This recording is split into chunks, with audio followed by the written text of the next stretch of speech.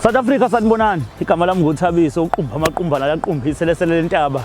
Bikela uMr Xebu umbhinyiliki iqumbisti bukhoma ngaphansi kwechannel enkulukazi uhlanga media sitholakala lapha ku YouTube. Kanti ke igama le show ihwayi mina ebantwini bebonke kungani ukhethile ukuthi ke lobuhlungu ubuzwise mina.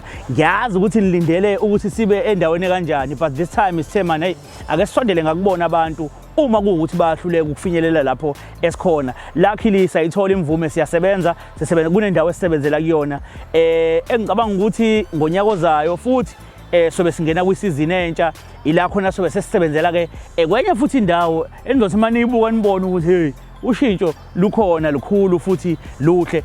Ishow kuseyiyona ihwayi mina akakashintshi lutho. Namhlanje futhi sizolungisa olunye utalatiya, sizolungisa olunye utavatava. Bafowethu le ndaba yemjolo ineyinkinga eziningi ezihlukahlukene. Zonke ezinye zazo ziyakudinga ukulungiswa, kodwa ezinye zazo azikudingi ukulungiswa, ifuna ukuthi vele kuyekwe. But asihambe sohlala phansi nalaba ngoba kukhona ukubahlanganisa kakhulukazi ingane. Mhlawumbe kukhona okungahambe kubenza ukuthi bazwane futhi again. Thina into esifisayo ukuthi abantu abake bathandana uma kuukuthi abonananga ngendlela etheni baphinde futhi bahlale phansi balungise. Noma ngabe yipi inkinga ekhona siyafisa ukuthi ilunge impilo iqhubekele phambili. Ake sihambe sohlala phansi singathi ake sihambe studio. Nala ngazi noma ngizothi ke studio noma ngizothi kuphi. Kodwa ake sihambe siye khona. Xabu. Siphinde sikubingelele embukeli lapho ngasekhaya. Igama le channel kuse ilona ke uhlanga media, kanti igama le show kuseyiyona ihwayi mina ebantwini bebonke ngani ukhethile ukuthi ke lobuhlungu ubuzwise mina. Siyazi abantu abaningi sebejwayele utavatava notalatiya, cha sekulona utalatiya notavatava namhlanje. Bafisa kubingelela sokwamukela ohlelweni. Yebo njani Nkosi? Siyaphila mfowethu. Ngiyaphila bhuti. Siyabonga mfowethu ukuhlonipha masibiza. Yeza bathi ugolozile ukusondela e-studio uzagcina sisondelela ngakwena. No bafo mhlambe ngisafisa ukwazi kabanzi ngawe ngoba kunomuntu osibhalelela, lo muntu osibhalela usichazelile ngendlela yakho ukuthi umuntu kanjani, but akukho kubi. But siyafisa ukuthi sithole nawe iside lakho ukuthi ngempela ngabe kuyiqiniso yini. Igama mhlambe lesibongo bani? Mina mfowethu igama nguSiyanga waChonco. Oshaya imamba. Yeah. Gambushe. Mina impela inkosi ayiqede. No, siyajabula mfowethu. Ngifisa ukuthola mfowethu la ukuthi ngiyezwa bathi uke wangahlali ngasekhaya. Yeah, bhuti ngiyahlala ngasekhaya. Ngeke ngathi khuluqu kancane. Yes, ngizozama impilo lapha. Kodwa ngabe ngabuye. Wabuye. Mhlawumbe uhlala isikhathi singanani? Ngihlayele ngihambile ngicabanga ukuthi uphela u6 years ngihambile. Okay, izingane unazo mhlambe izingane nje kwezakho? Yeah, nginazo izingane bethu zimbili. Vele zikuma wedwa vele. Zikuma abahlukene. Okay, zikuma abahlukene. Khona osesengathi nana nje. Iqaleni before ngihamba. Kuyena konengane yami endala. Lesibili uyithola ikhambe? Lesibili ngiyithola nje ngisekho sengisekuhambeni. Bohlala kuphi? Uhambe wawuyephi? Ngisule ngihamba ngaye eMtubatuba. Awula eMtubatuba? Bengikhona eduzane eMtubatuba. Mana lo 6 years uhlala nje eMtubatuba ungabuyi? Lo 6 years ngihlala nje la eMtubatuba ngibuye nje. Bengiseduzane kakhulu. Kwani lo 6 years. Yini inkinga baba? Angifuni ukama ngamntaka baba. Ngicela ngifike eMtubatuba. Ngifike kwimpilo ebamnandi. Ngendlela ukuthi ngisho i-weekend eyodwa nje bengamosha izinto. Angizange kwazi ukubuka ngisho i-weekend eyodwa indlela impilo ebadi yona. Ngifike ngahlala ngathola ukuthoma impela eMtubatuba. Uma ubuka isikhathi osihambile njengoba ku6 years, ubuka lo 6 years ohlala eMtubatuba no 6 years mhlambe obungawuhlala ngala, ubona ukuthi mhlambe empilweni yakho umehluko eyiphi indawo ebeyingawenza kangcono umehluko phakathi koMtubatuba nala? Eqinisweni ngabe la mfowethu. Wayisho kanjalo? Ngoba lana benginomuntu engangithandana naye ngalendlela ukuthi ngase ngimise ngaba unkosikazi wami. Sinazizathu lezo. Okay. Nanokuthi impilo yami eningi ngichithe khona la. Uyichithe khona la. Okay. So la usuka khona vele uma wengane nisa right naye ngale la usuka ngakhona. Lutho mfowethu. Yinda. Usole ingane ngoba khona ixakaxaka. No ngizwakala. Xa sengazwana naye sathi nahlukana. Awukahle abekho abantu osowubuye la sekuthiwa abasekho sebashona mhlawumbe. Bakhona. Ekhaya kini mhlawumbe kini nje ngqo. Hayi ekhaya akekho. Yesakekho. Uma nobaba basaphila ekhaya. Basaphila maye baba nobe ekhaya abekho ngoba sixhumane ngamafoni. Oh. Uma engabuyi kodwa besixhumane ngamafoni. Abantu engathi akasekho umfana bengizwana naye. Oh wafike ngasekho. Yes ngafike ngasekho. Kwakuphatha kanjani? Wangiphatha kakhulu ngoba ngikwazanga umfihla. Ngoba into eba isilonda kakhulu empilweni yami. Ngoba umuntu bengisondelene kakhulu naye. Mana njengoba wena so la manje ingane ngalo awusakwazi ukuyibona mhlawumbe uyafonelana noma wawonenza njani? Uma wayo noma ekhanda licabha kodwa mina ngaba empilweni yami ngangihlezi ngithi ngiyafisa ukuba ubaba okhona engane. So ngiyazama wonke amandla enginawo ukuthi ngixhumane naye ingane, ngiyafona, ngizama ukuxhumana naye ingane. Mana uma walengane le othi khona la ngenkathi ungekho lo 6 years bowumfonela boyifonela ingane boyichecka bekwenzakalani? Hayi mfethu ngifuna uqhamanga bengaxhumani naye. Bengaxhumani naye. Ukuthi kwezinye indawo izinsizwa zithi mayikhula kube khona lento ethi sibanibani kana sowukhulile kana sibanibani amandla seyangiphelela kuma wakho uqhuquzela lonto noma ugogo ekhaya. So ekhaya abayigqugquzeli noma beyiqhuquzela mfowethu kodwa ngicabanga ukuthi ukuya kami lapha eMtuba kwangithatha. Kwangithatha mfowethu ngoba noma sengibuyile sengicabanga nje kuningi ongenzeka kahle ekhambeni kwami. Man ngiyezwakala kunomuntu mfethu osibhalele but ngaphambi kokuthi siye kuyena mfethu lo muntu okuyena osibhalele ngifisa ukubuza mfethu ukuthi mangathiwa uyazipha amamake emamakina akusukela ku1 kuya ku10 ungazipha amamake amangaphi ngendlela mhlambe othembeke ngayo ebantwini ophila nabo nangendlela mhlawumbe ozwana ngayo nabantu ophila nabo nangendlela nje oyiyona mhlawumbe ebantwini osuku uphila nabo ungazipha bani ku1 kuya ku10? Ake ngizipha u8 mfowethu. Ungazipha u8 ne? Okay. Kunomuntu ke mfowethu osibhalele la. Njoba lo muntu esibhalele nje kunevideo engifisa ukuthi ngikubonise yona yakhe. Manje lo muntu ngibhalela ngaphambi kokuthi axhumane namba. Bafo ngathini mfethu ngicabanga ukuthi thina isho yethu isebenza kanje umuntu uma ukuthi nike nayikhuluma into mhlambe ayangakhulumeka so ke ube sebhalele thina ngoba enesifiso sokuthi mhlambe sizomlekelele kuyikhulumeni lonto nawe. You understand? So vele wena ngekaza kutshela ukuthi ayike sengivele ngasasa lesinqumo ngoba sehlulekile yena yedwa. Njengamanje akekho la but ngiyafisa ukuthi ubone ukuthi bekade thini ngoba ukhona umyalezo wakhe. Anganoma singawudlala yini? Singawudlala mfowethu. Okay. Cela ubuke lapha na. Sanibonani babukeli, igama lami nguPinki ngwakamthembu. Ngibhalele uhlanga media ngoba ngicela lungisize nginenkinga nobaba wengane yami. Bengifisa ukuthi mhlambe ke lungihlalise phansi naye ke sikhulume ngoba angazi ukuthi baba wengane yami kwenzekalani emva kwesikhathi eside nje ahamba wabuya. Bengifisa nje ukuthi ke lingisize ehlale phansi nobaba omntanami nesithandwa sami mhlambe ke echaza ukuthi mhlambe kwenzekalani inkinga ikephi. Angazi ke bafuna uyamazi lo muntu. Ngiyamazi mfowethu. Uyamazi ne? Ngiyamazi. Umazi kanjani? Uma wengane yami. Iyiphi ingane? Uma wengane yami leyokuqala mfowethu. Lo wangakini. Ya lo lengane ngithole kuyena before ngihambe Yes. Okay. Kodwa ke manje into engiphazamisa kakhulu emoyeni ukuthi mangibuya ngibuyise nengane ngenye indoda. Nokuyinto leyo engeke ngikwazi ukuthi ngiyamkele empilweni yami. Awukahle uhambile umtshelile vele ukuthi umuntu obuya nini? Angimtshelanga. Awumtshelanga. I-connection between nina nobabili nje obungekho esele yena bengakanani? Ibiqhelelene kakhulu. Okay. Yeah, bekhona ukuqheka olukhulu phakathi kwethu leminyaka u6 ngingekho. Bowulindeleni kodwa mawubuya. Mhlawumbe ngokwakho nje mawusuka le bowulindeleni kuyena. Noma ngabe kunjalo mfowethu kodwa no ngisafisa uqala uphendule leyo ukuthi wena ngokwakho mawusuka le bowulindele into kanjani nje mawufika. noma bengilinde into efana nale kodwa emoyeni wami ngikwazi ukuyamukela ngoba indlela engikhuliswe ngayo mina mfethu umkhulu wengitshela ukuthi awukwazi ukucela umfazi osezaliso yenye indoda. Yona into efika phazamisa kakhulu leyo. Kubeni besayimisela. Ngiyakuzwa bafuna ukushiwo umkhulu okushiwo wena kuthini? Ngimile emazweni akho umkhulu nami. Indlela engikhuliswe ngayo, indlela engikhuelwa ngayo nami le mfethu. Ngeke ngikwazi ukuthi ngamukele uma wengane yami esezaliso yenye indoda. Ukuzwe makuthiwa insizwa nensizwa yophiliswa zinqumo zayo. Kwesinye isikhathi kuyafuneka ukuthi ube nesinqumo nawe njengendoda esakho.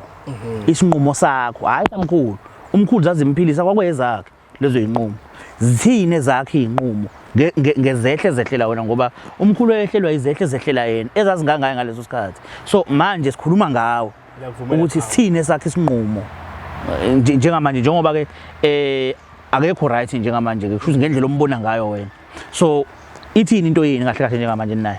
Into ezinjengamanje mfowethu indlela engibona ngayo umuntu ufisa sibuyelane mangibona la. And uyamuzwa futhi nje bekhuluma yes. Kodwa manje ngikubona lokho emancane kakhulu amathuba ngoba esami isinqumo engisithathayo nami isinqumo lesithi ngeke ngikwazi ukubulana nendoda esezaliso omunye besilisa. Ukube waqoma wangayithola ingane mhlambe singaxoxa mfowethu. Kodwa njengamanje ba esazaliswa yenye indoda. Ngeke ngisakwazi ngempela ukuthi sibuyelane naye. Leyo ukuthi wena unengane uyayicabanga leyo ukuthi nawe ukhona omunye umuntu omzalisile ingane la kwade ukhona. Ngiyakwazi lokho. Uyabona ukuthi icala lenu liyefana. Uzalisile omunye ulale nomunye umuntu. Naye ulale nomunye umuntu. Unengane nawe uzalile ingane. Ayalingana ngendlela engwabuka ngayo mina. Ngingazi ngokwakho. Mina ngindoda womZulu mfowethu. Yabona ngokwesiZulu uyakuthiwa icala lendoda liyaqula. Elomfazi asikwazi ukusiqula. Indoda iyakwazi mfethu ukuthi ithi iganiwe ihleli kwayo yenza iphutha ngaphandle. Kodwa kuhlanganiswa imindeni kukhulunywe ingane ibuye izokhulela le ekhaya enzelwe amasiko le ekhaya. Ingane ifika nomfazi asikwazi siqula indaba yayo. Into eyichilo nehlazo. Ake sisase ngokuthi ngoba vela awuganiwa ngithi uma wengane. Uyabo? So akufani nomuntu oshadile. Njoba ukusho nawe ukuthi okay la it's a matter of ukuhambe wena kwasala uma wengane mhlawumbe walingeka ngandlela thizeni ngoba umzimba mase uyazi into uyayifuna uyabo so njoba selingekile ke wena sowubuyile ke manje na ke nawe necala elifanayo nelakhe so njengamanje makuthi mhlawumbe isifiso sakho ukuthi nibuyelane yini engavimba into engavimba manje ukuthi mina umehluko wethu manje la nomfowethu mina ngibuya nengane yakaChonco yabo yenibuya nengane yakabani but yokuqala yakaba le yami yakaChonco leza lo yena yami yakaChonco ngiyavuma lokho lena yesibili mina lesibili ngibuya nayo seyiyale ekhaya imanga umehluko la ukhona imaka bafake ngithi mhlawumbe naku kuthiwa uthi uma kuukuthi ngeke ngakuze ukhuluma ngendaba yokushada ukuthi kwaphuka amaplan uyena umuntu ofuna ukumshada uyena mfowethu okay ngifisa ngisaqala le ngisemathandweni ngoba sibe nobudlelwano obuhle kakhulu okay ake ngithi mhlawumbe naku uthi le ngane lengeyona yakho uzoyishiya kubo uma ngabeza kini uzoza neyakho ngeke mfowethu angimamukeli ngoba akujiki ukuthi usezaliswe yenye indoda lokho akupheli ne yes 90 inkinga la ikhona kumile lokho akupheli usezaliswe yenye indoda angikwazi ukuthi ngizeke umuntu wesifazane osewumoya wengane yomunye umfana but umuntu oqala owamzalela ingane wena ngiyakuvuma lokho ushuthi ngamanye amazwi lo muntu esifazane ngekazaphinda gane ngekaphinda gane nje yena ngoba kunoma ubani uma wengane omunye umfana even kubaba wengane yakhe yesibili uma wengane omunye umfana ngoba uma wengane yakhe lento bese sikhuluma even naye mfowethu ukuthi ngangihlezi ngiyigxeka lento ukuthi angisoze mina ngazalisa ngamukela uma wengane nami sezasuka yenye indoda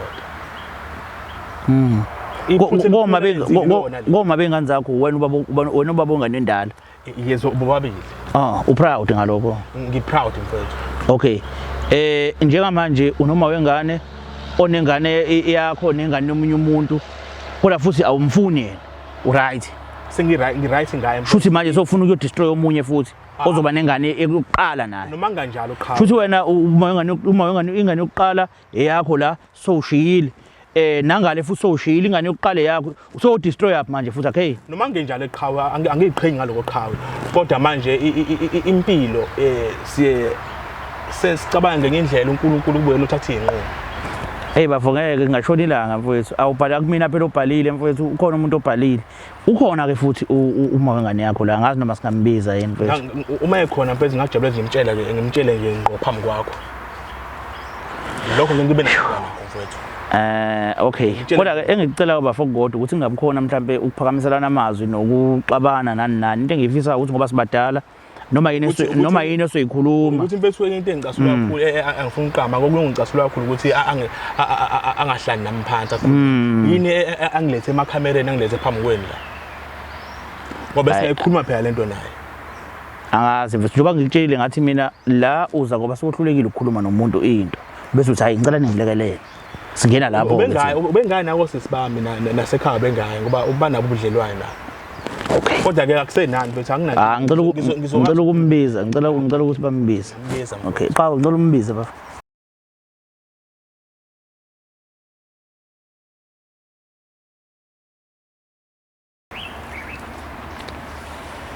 Dadewethu, kunjani? Siyaphila njani? Siyaphila. Sesithe ukuhlala phansi nobaba wengane la saxoxa naye, sakhuluma naye kuningi esikukhulumile. Kuningi asivezele khona ebesingakwazi engicabanga ukuthi uzositshele khona ngoba obekuphambili kakhulu bekuwukuthi ukushiyile endawazi ukuthi yini inkinga but ngiyafisa ukuthi usithathe usibeke ukuthi kahle isukaphi lento kahle njengoba namhlanje nila ngiyabonga kuhlangamidi ukuthi lungihlanganise nobaba wengane yami shuthi njengoba sengitholile leli thuba bengifisa ukuthola kubaba wengane yami ukuthi ngabe kwenzekalani because sasithandana kukuhle wahamba la emakhaya wawumuntu ophelelwa yitoho wahamba waya ngabule komtubatuba salokhu sixhumana ngefoni yonke into iright kuthe jika angangabe ngisakwazi ukumthola efonini angangazi ukuthi kwenzekalani so bengifisa nje ukuthola ukuthi ngabe baba umntanami kwenzekalani. No ngiyakuzwa ngiyazi bafo mhlawumbe usafisa ukuthi uphendule kodwa ke uzokunikeza ithuba lokuthi uphendule.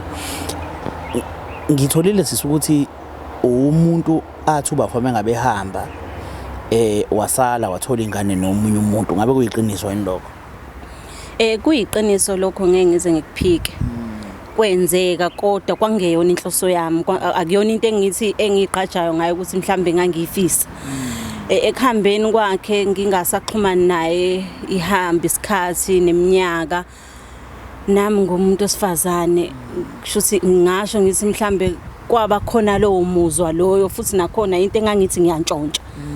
Yabo kanti ngizothi mangabe ngintshontsha ngase ngathola umntwana. Yo kodwa ke ekumtholeni kwami umntwana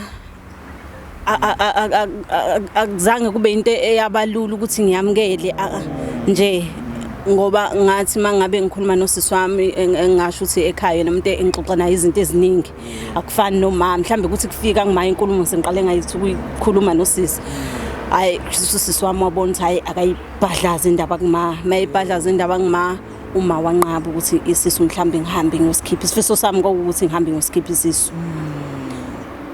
Indaba yini ekwenza ufuna ukukhipha isisu? Ingoba ngangibuka ukuthi kwala ade ngithi ngiyantshontsha khona akuyona into engathi engangifisile ukuthi umntwana sengathola umntwana yabo inhliziyo yami yayivela isakubaba umntanami nje kwase kwenzeka ke lelo phutha ukuthi ngithi ngiyalala ngakhulelwa yona into engathi ke ngenza ukuthi ngifisa ukuthi ngisikhiphe isisu. Yo bafo angazi mfethu ukuthi khona le inside esengilithola ukuthi usisi kwahambe naye wafisa ukusikhipha isisu okuyinto engicabanga ukuthi inhloso yayo iyonke uye kade efuna ukuvikela uthando lweni nobabili ngoba yebo laselenzekile lona iphutha kodwa uyengayitsheli ukuthi angahamba lize lifike kulesigaba elafika kusona uyabona angazi ngathini mhlawumbe ukuphawula kwakho mfethu Mfowethu ake ngibhekise kuyena mawangane yami. Yeah. Pinky. Wazi kahle kamhlophe ukuthi kusuka nje kudala ebusheni bethu. Angikaze ngivuma ukuthi ngingamukela ukuthi uzaliswe yenye indoda. Angikaze ngivuma ukuthi ngaphinde ngikwamukele empilweni yami. Lokhu uyakwazi. Yabo. Ekubuyeni kwami emtubatuba ngithola ukuthi usuzaliswe yenye indoda. Lo nto yangiphoxa kakhulu emoyeni wami. Ngaphoxeka nje kakhulu ngasithatha isinqumo sokuthi angisaboni kuphinda into yami nayo ilunga. Okay, ngiyakuzwa baba wengane mawusho kanjalo kodwa njengoba ngisho ukuthi kwangesona isifiso sami akuyona into engangihlelile nawe indlela owasikwa nje wangishiya ngayo ngoba ngangixhumana nawe silokhu sikhumbuzana ukuthi hayibo ngikubuza nawe uzobuya nini hayibo ngikukhumbule ungaphumela obala ukuthi uzofika nini. So engakwenza kwangeyona inhloso ngangithi nje nami ngiyantshontsha kwase kwamitheka. Iphuthu walenza mawangane yami likhulu kakhulu. Ngiyadlela ukuthi ngiyavuma. Ngiyahluleka ukulamukela impilo enhlizweni yami leliphutha leli. Ngiyahluleka ngempela ukuthi ngilamukele ngoba into nje wangibengise ngishilo mfowethu ukuthi into leyo oyazi kahle nawe. Ngiyavuma. Ngangihlezi ngigcizelela kuwena ukuthi angisoze ngavuma ukuthi angisoze ngikwamukele empilweni yami mhla wathumisiwe yenye indoda. Ngiyalivuma iphutha lami, ngiyalivuma. Ingakho ngibhalele lolu hlelo ukuthi lusihlalise phansi. Sizama ukubona indlela mhlambe singaya ngayo phambili. Ngiyavuma wawushila impela wathi awusoze ukuthi wena ungathi uma wengane yakho amithi so umunye umuntu noma athandane nomunye umuntu ngiyavuma. So ingakho ngicelile lolu hlelo ukuthi mhlambe ke lisihlalise phansi sikhulume. Bowazi sisi ukuthi naye umfoka Chonco ikhona ilokhuzana ingane ayishiya ngale emtobatuba. Ay angaze ngizwe leyo. Okay, ubafo angazi ubafo noma ngingamtshela noma umtshele wena. Hayi ilungile ngizomtshela mina mfowethu. Oh, okay. Yeah, ekhambeni wami ngemtuba Pinky. Ngafika ngathola omunye umuntu lapha ngafika ngathandana naye. Saba nayo ingane. Uthandana naye nini ngoba phela ngalesikhathi singasatholani ifonini noma suka ngalesikhathi singasaxhumana ngoba ukusuka kwami la besiqale saxhumana uma uyakhumbula. Yebo. Ekhambeni lesikhathi bese singasaxhumana. Leso sikhathi leso ke bese nginomuntu nginaye ngale emtuba. Namanje lo muntu hayi no asekho empilweni yami lo muntu. Asekho empilweni yakho. Yes, yikho ngithola ukuphoxeka kakhulu. Uma sengithola ukuthi usunengane nenye indoda.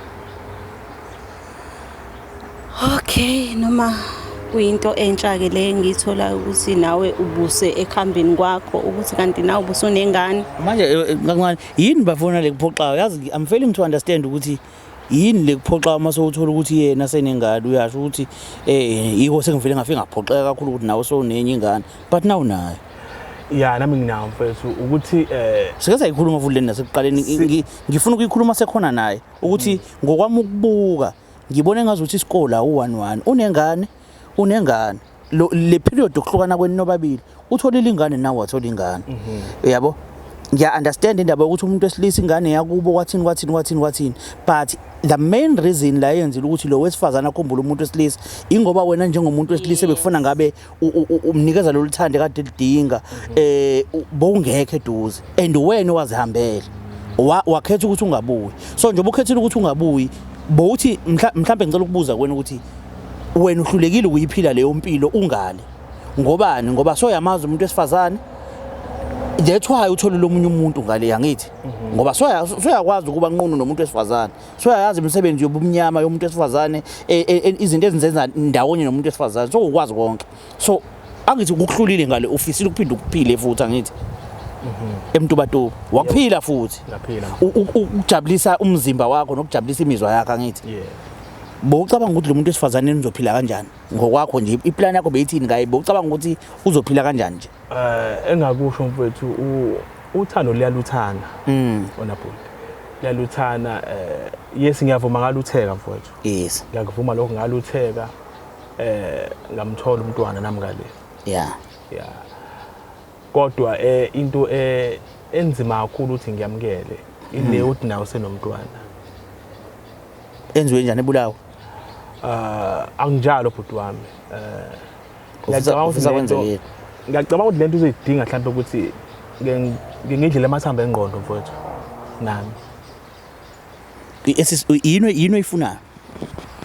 Mina into ebengifisa kuba umntanami njengoba ngishilo ukuthi nami noma ngalenza iphutha kwangeyona inhloso bengifisa ukuthi sihlale phansi silungise izinto siqhubeke nempilo njengoba esho naye ehambeni kwakhe umtholile umntwana nami ngokunjalo kwaba into kwavuka imizwa yabo ngoba lo muntu lesikhuluma naye la ubaba wengane yami uyena umuntu wangikhipha umntombi ukulala nomuntu wesilisa mina ngaqala ngaye mina ukulala nomuntu wesilisa uyena umuntu owamthanda uyena umuntu nje enhlizweni nami manje noma kwathi sekwenzekile okwenzeka kodwa akaze enhlizweni yami aphuma ubaba walengane esibili ukuphi yena ubaba wengane esibili akekho angisaxhumani naye angisaxhumani naye nje into kahle kahle nanivele into enaniyenza nifuna ibe nekusasa nobaba wengane noma no kumina lalingekho ikusasa ngifuna uqamba amanga ngoba ngisho ukuthi kwenzeka nje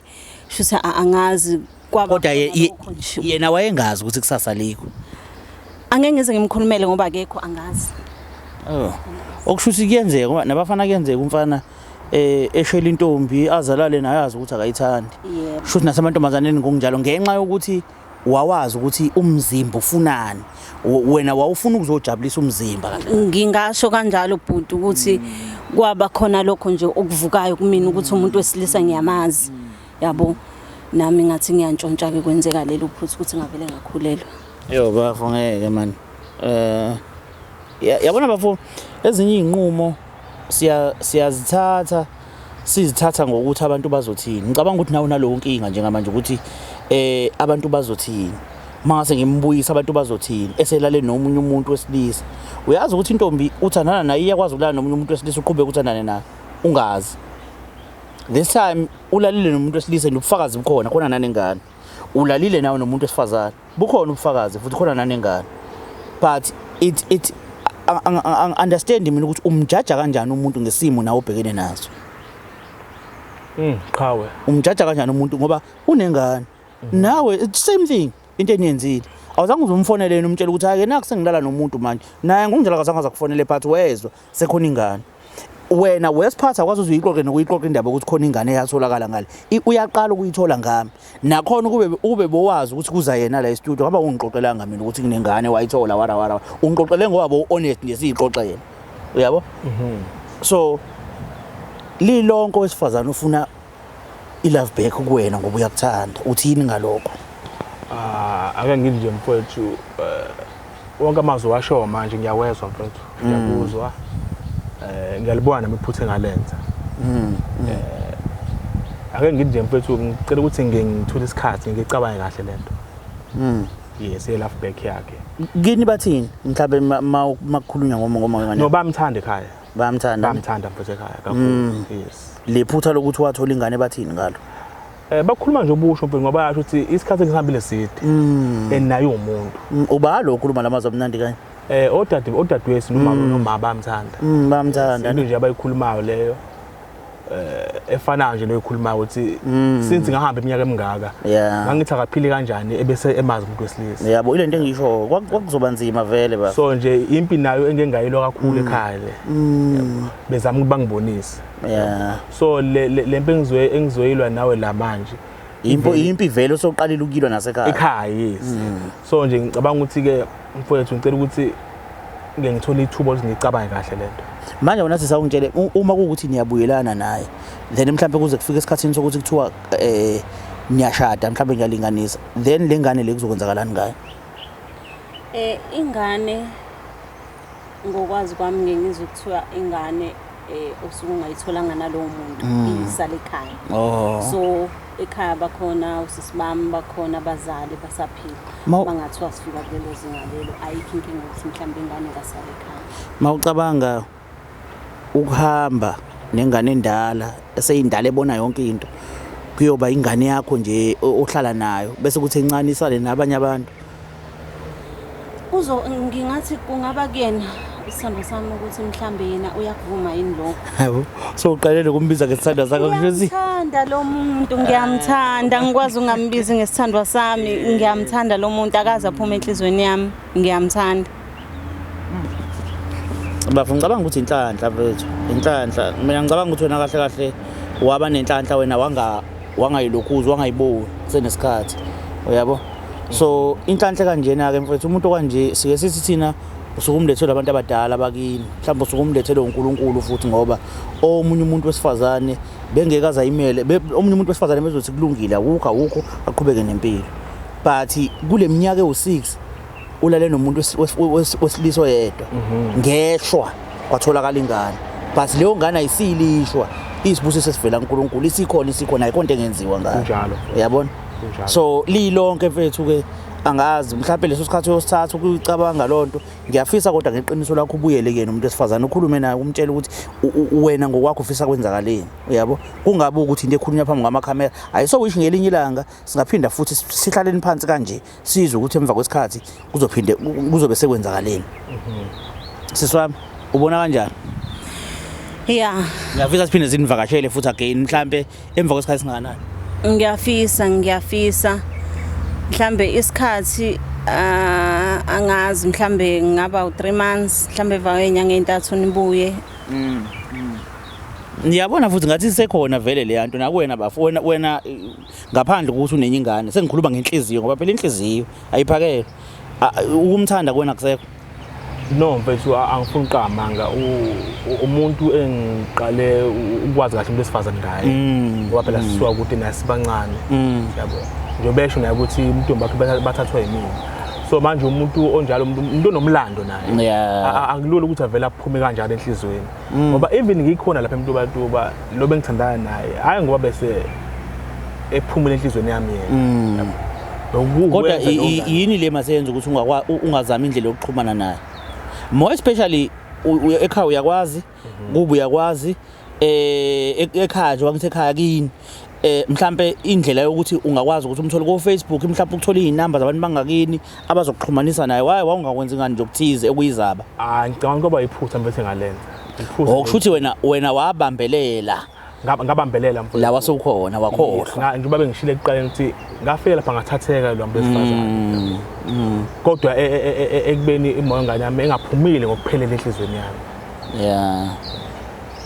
mina bafo ngifisa ukuthi mhlawumbe nihlale phansi bese niyilungise bafowethu ngizwile nje kubiza ngoba ngane yakhe ethi ubabuye ngane ngabo akujiki igama lohlelo ihwa imina ebantwini bebonke kungani ukhetha ukuthi lobo buhlungu ubuzwise mina kanti ke igama le channel uhlanga media sitholakala lapha ku YouTube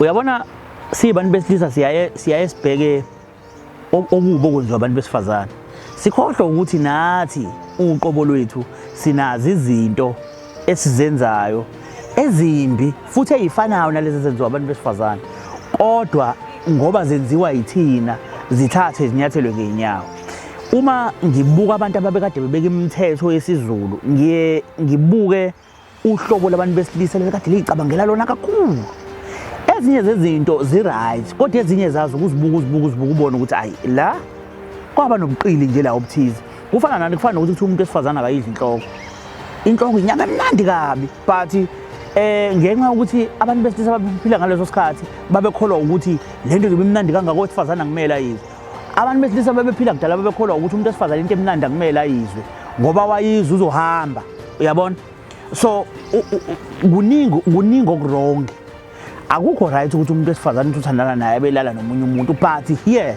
sikhuluma ngokuthi kuhambile indoda wasalo wesifazane engenandoda iminyaka ewu6 seyalazi ucansi unanengane umzimba uyayikhumbula into yaziyo so lo wesifazane kumele ephile kanjani ke sonke lesisikhathi wena ukho uhambile nethemba lokuthi usazobuya futhi kalikho ngoba akukusekho ukuxhumana sekwaphela so angigqugquzeli ukuthi uma ngabe ungekho eduze komuntu wakho jola cha angigqugquzeli lokho but kunezinye izinto ekumele sizibuke ngenye indlela you understand.